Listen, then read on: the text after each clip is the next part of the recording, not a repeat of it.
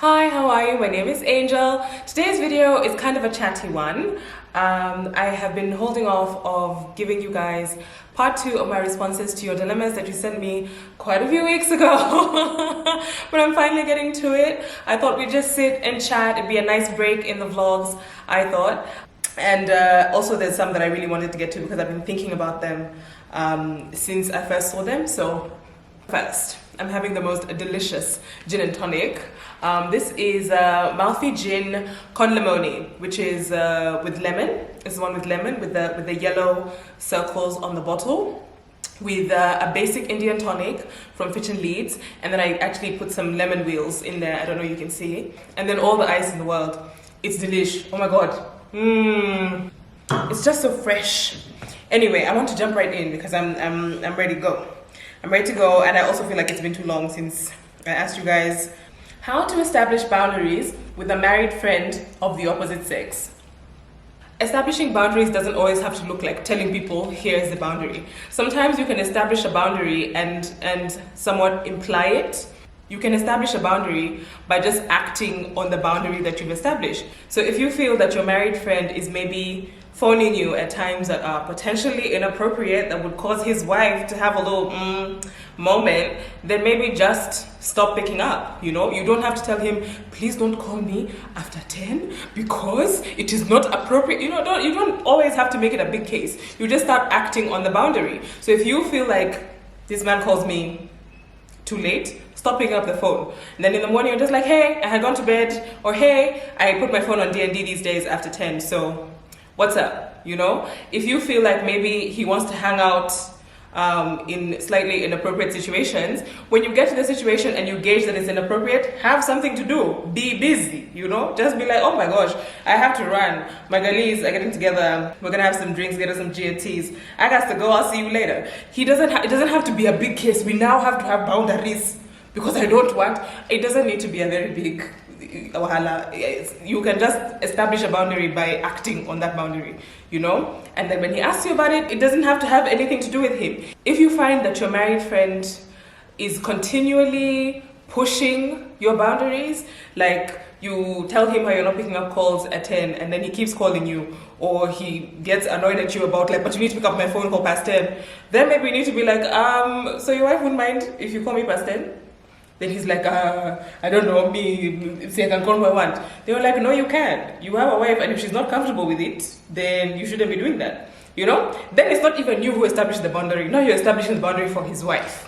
You understand what I'm saying? It doesn't always have to be like a big, stop! You have violated a boundary. Like, you can be like, Kiki, you know? It doesn't have to always be a big case. Establish the boundary, and if he crosses it, just check him. Be like, you, are you sure? Boss. My man claims he's fine with my male friends, who I don't even see that often anyway, but won't, I'm not gonna say this word, he won't do bad manners with me for a week when he hears we even met, like on the street or something. Okay, your man is insecure. And he might not necessarily be an insecure person. He might just be insecure about you having male friends. Maybe he's never been with a woman who has close male friendships, or maybe something has happened in his past that has caused him to feel like Nairobi, you know. So it might not necessarily be that he's an insecure person. He just seems to have an insecurity around you and your male friends.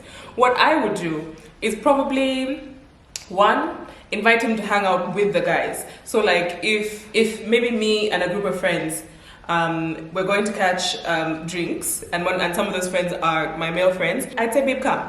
We're going to go and catch drinks at XY place. Let him see how those interactions are, because that might help him calm down, you know? Another situation where the word bro will come in a lot. To do bro, scuba them. So it just looks very, very kosher. You know, I think sometimes we imagine the worst because we haven't seen the reality. So if he says that this is just very chill stuff, that might help him. That not touching you for a week after he's heard that you were you ran into someone, that's a bit excessive. excessive. I'd say that that's a bit excessive. You maybe need to have a conversation about, babe, why is it bothering you so much? Because maybe it is something that has triggered him because of something that has happened to him before, something he's seen before. But generally, I think allowing people to see the reality, allowing him to even grow up with these guys might help your situation out.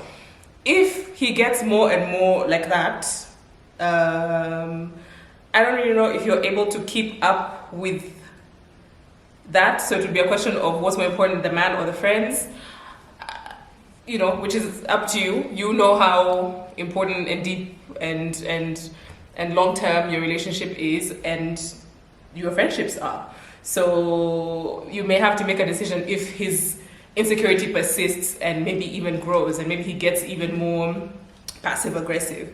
But for me, I'd have them around each other. Then they like each other. Then maybe they'll even talk trash about me, like, and she's always late. Yeah, I'm always waiting for her. Why is she like that? Then they grow up. Then it's chill times,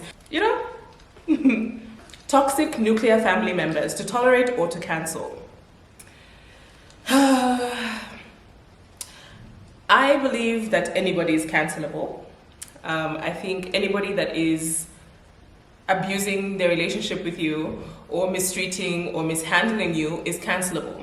Do I think everybody should be cancelled? No. I think that there are always steps that can be taken before you cancel and like block somebody and just please get out of my life. I think there are always steps between I am hurt and you are trash. There are steps.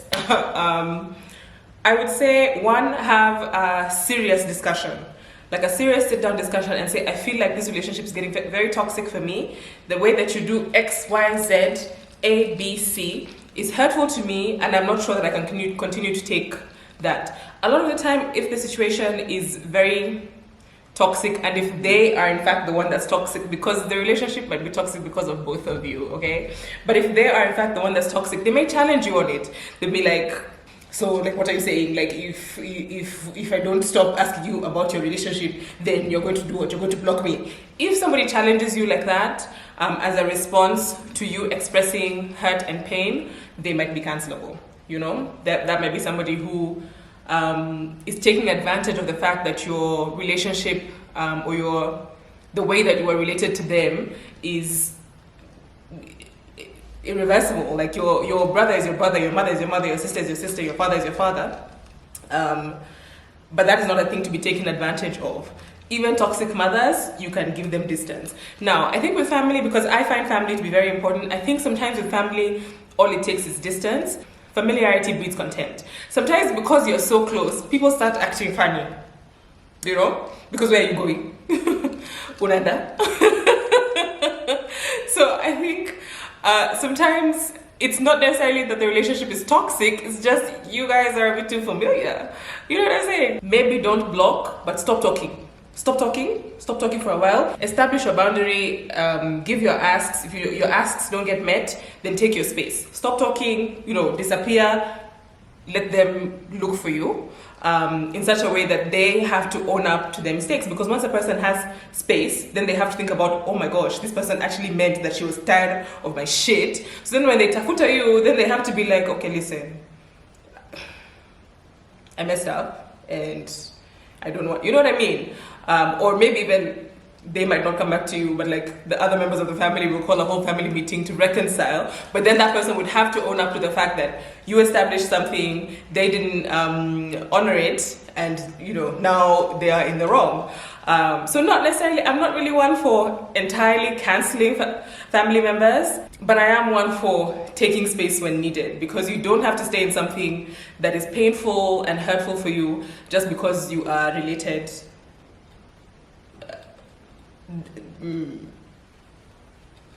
Okay, so take care of yourself. Express what is going on with you clearly and firmly. If that is not honored, take your space. Take your space, because you're entitled to that. Okay, someone being related to you does not give them leeway to treat you any old kind of way. Okay. I'm dating a guy from work who's always reminding me that he's still getting over his ex. Girl, what is you doing? First of all, why are you dating a guy from work? Very Very, very rarely do those things work. Why are you doing that? Why are you doing that? Complicated. Secondly, why are you dating somebody who is articulating to you that they don't have the capacity to love you fully? Articulating, he is always reminding you that he's still getting over his ex. So he doesn't even have full room to love you fully. Why are you not even giving yourself a chance? Why are you not even, like, baby, what are you doing? Honey, stop dating him. Stop dating him. There are people who are available to love you fully in the world, but they cannot love you fully when you are running after somebody who is running after somebody else, girl. Why are you doing that? Why, girl? Child. No. Stop that. Stop dating him. Stop dating him, stop. Just, that is my advice, stop. Why are you doing that to yourself? Baby girl, come on. No. I've been friendly chatting with a guy for weeks, nothing special. He's now in my DM asking for money to sort something out. Okay. Personally, me myself, as me, as Angel, never ever, never ever, and much less somebody that we've just been chatting. This for weeks is unnecessary. You've just been chatting with somebody. It seems that you guys you're not even on a calling basis, because why is he DMing you to ask for money? You guys just chat back and forth. He's asking you for money. The audacity of him to ask, the audacity of you to even consider this an issue. This is not an issue. No, I don't think you need to be talking to a person like that, because why would he feel entitled to a loan from you when you guys have been chatting in the DMs? Oh my God, it's actually the chest for me. It's the chest. It's the chest. It's the chest. Girl, no. I personally would stop talking to this person, because I think that's a person who, that seems a bit scamish. It seems a little scamish. A little scamish.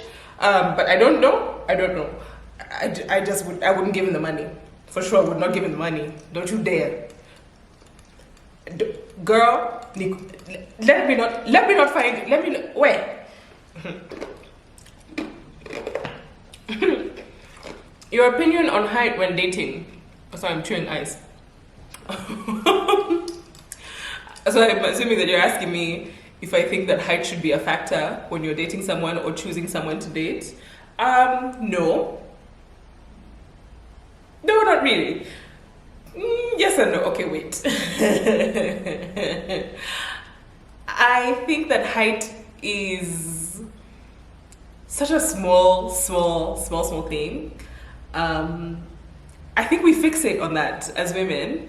Animal instinct will tell us to find the biggest, strongest man because he will protect us when the bears come to get us. But we are not really living in the wild like animals, like the cavemen were. We don't necessarily need the biggest, strongest man to be safe. I think in today's world, security is more a question of financial security, emotional security, social security. So I think definitely that's base instinct. If height is a very big deal to you, you won't date someone who is under 6 foot. Oh my God, I need a man who is 6'5". I really don't think it's that serious. However, I do think it's serious when the man considers the height to be an issue. So if this person has maybe insecurities about his height to the extent that so you're dating someone who is maybe your height or shorter, and he feels so insecure about it that he says, babe, please don't wear heels, like don't wear heels so you're taller than me, then that's an issue, because I cannot stop my life because you've arrived in it, okay? No, sir, no. If he's insecure about it, I don't really know what we're going to do about that, because I don't know how to help you not be your height. You know what I mean? I would only be worried if he was worried about it, because insecurity that you cannot do anything about. That's what are we going to do about it? So now you're insecure then, bro, because me, I'm wearing my heels, so what are we going to do? What are we going to do? What are we going to do? How to dump someone after leading him on for months. Why did you do that? Why did you do that? That's not nice. In the same way that we wouldn't appreciate it, women are always complaining about like men mixed signals and I don't know what's happening. Does he like me? Does he not? He's acting like he does, but maybe he doesn't. Why did you do that? That's an unkind thing you did. Number one. Number two, I do think that you need to do it as soon as possible. Don't continue to lead him on and collect bad karma. Don't do that. I think say something kind that doesn't let him catch on to the fact that you have been leading him on for months, you naughty girl. So I would say something along the lines of, you know, you've been hanging out for a while, you're so dope, but I just don't think that this is headed towards anything long term, and I feel like I should let you know that so you can find someone that deserves you, because you're so dope, I think that isn't just enough information. Don't tell him, oh, I've been trying to see whether it was going to work. No, just say, I'm getting the impression that it's not going to be a long-term thing, and I prefer for both of us to just go and find our long-term things. You're so dope, and I think you deserve the very best, and you deserve to be with someone who can see forever with you, kindly, because you've already been unkind. Girl, shame. Relationships end too fast. 2 weeks, 3 months. I want long term. What would Angel do for longer relationships? I mean, first you need to go into introspection about why are these relationships ending. Is it because, one, you are picking the wrong kind of guy? You're chasing after guys who are not after something long term, because then you're not going to get something long term. You know what I mean? So I think, one, are you making the right selections? Two, are you perhaps too quick to pull the trigger? If you are the one who is ending these things, do you think maybe that you don't have enough clarity on what you want, what you don't want, what you cannot tolerate, what you can tolerate? Sometimes after a while in dating, you start to become very hardline. Especially when you're actively dating. I go through seasons of dating, so I go through seasons of, okay, now I'm dating, I'm out here, we are here, and then sometimes I'm just like, leave me alone in my house. When I've been dating for a few months, I start to get really, like, I feel like I'm seeing through BS very quickly, and sometimes it might not be BS, but I'm just like, oh, this is too familiar, oh, I've been on this date before, oh my god, You know what I mean? So are you maybe pulling the trigger too quickly? I think this needs an examination of why before you then come to what to do. You have to examine the why. You have to examine the why before you even go anywhere from here. Examine why, because I think then the why will give you the answer as to what to do. Have I communicated? I hope so. How do I end an on-off situationship? I love him, but I have better suitors who care, love, and baby girl me. What's the struggle here? What's the challenge? Why, first of all, if you know this is a situation, why do you love him? Why are you in love with him, babe? Babe, I think sometimes men do a good job of establishing rules around the way that we relate with them. Then we just ignore things and say, you know what, I'm just going to love him into loving me back. Babe, if you guys have said this thing is situationship, please trust me, that man is operating like situationship. Okay, until stated otherwise, that's a situationship. Why are you falling in love with situationship? Babe, already you played yourself. Already, babe. If you have better suitors who care and love you and baby girl you, why are you wasting your time with a boy who has said to you or with whom you agreed that this is a situationship? You're playing yourself, babe. At this point, it's not even this guy that's playing you. You're playing yourself, honey. You gotta do right by yourself. If it is long-term relationships you want, if it is love and care and baby girling that you want, why are you looking for it in a man who clearly does not want that for you or doesn't want to do that for you? Like, it doesn't make sense. I don't even know if situationships necessarily need to be ended. I think you just stop going over there to be manhandled, okay? Start going over to where they're baby girling you and loving you and taking care of you. Girl, oh my God. Why are you in love with the situationship? Stop. Stop hurting yourself. You're hurting yourself. Stop it. Stop it. He doesn't want to love you. He just wants to do bad manners. But you want love. So you're looking in the wrong place. Look elsewhere. It's really that simple. Look elsewhere. You won't find the right thing in the wrong place. My career is at an all-time high. Will I not lose traction if I take a year off for my UK postgrad degree? Here's what I think. I think that most places where you are indeed an asset, and if you're doing so well where you'll say this is your career at an all-time high and you're scared of losing traction, I think go to your, I'm assuming that you're employed, go to your employer with a plan. Go in and say, listen, I would like to take some time off to do my PhD. I'd like to consider it a sabbatical. I have spoken to Lucy and Sarah about stepping into my role while I'm away. I'm happy to train for the first 3 months that I'm away before it gets too intense for me. I'm happy to provide support remotely for the both of them. I think in terms of cost for you, you don't have to take on the cost of bringing in a new employee, and you can just split my existing salary for the both of them while they shikilia, and I do my degree, and then I'll come back.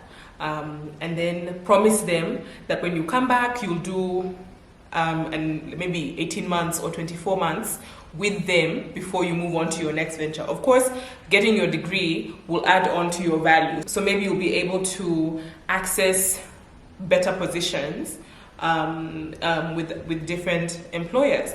So the deal is have so and so and so and so fill in for me, and they can split my salary in order to remunerate them for taking on portions of my role. And then in return, when I come back, I will assure you at the least X time of my degree experience with you. I think a reasonable employer will be open to hear that from you, who is their star employee, for the most part. I'm big on self-development. If you can, and you have this opportunity to get a postgrad degree in the UK, I think take it, because having extra credentials for the most part and in most fields will add to your sellability as a resource. So if you can, girl, I would take it. Find a deal. You can always have a discussion. A lot of the time, the best option isn't even on paper, because everyone thinks it's quit or stay. There are options in between. Have a discussion with your employer. Good luck, babe. Oh, this is a similar one. Have a third baby or go for a PhD. My field is law. Pretty similar, but have a third baby. Okay, here's how I would look at it. My PhD would probably take longer than having a baby, right? Because realistically, if I'm assuming that you're employed, you work in a firm or something.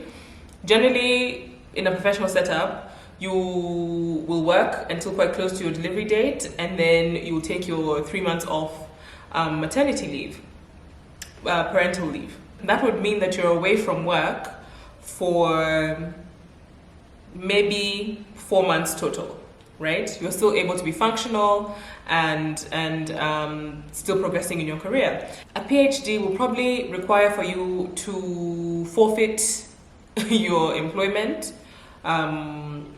or at least your income, and then put in that time to getting your PhD. Depending on how old you are, then pushing childbirth might affect how much time is spent on childbirth. So the older you get, the more likely you are to be affected by things like, like difficult pregnancies and having to be on bed rest your whole pregnancy and so on and so forth. So the older you get, the more likely you are to have to take time off to be pregnant. More time off than is not necessarily necessary. More time off than is traditional to be pregnant. I think if you are young enough that you can push pregnancy further, so you're young enough where even if you do a PhD and come back to work and then take time to have a third baby, so that's maybe like a 5-year stretch. If you're young enough to have 5 more years, do the PhD. If you are not young enough to have 5 more years, to wait 5 more years and be comfortable in being able to 1, conceive, 2, carry comfortably, and 3, deliver safely, then I would say have your baby, girl. You know, so it's a question of time. It's a question of how much time would each of these cost me, and how much time do I have? You know, because biological clock is a real thing. It's a real thing. So because I don't have those details, I would say weigh your options like that. That is how I would weigh my options if I were in your position. Good luck, all the very best. Congratulations either way. Both things are great. Okay, I think that's all I have time for today, because I don't want this video to get too long. I hope that this was helpful. I hope that the girls that asked these questions have been assisted. I know it's come a little bit late, but I hope I've been helpful. Thank you so much for watching this video. I'll see you tomorrow with another vlog. God bless you, love you, mean it. Bye.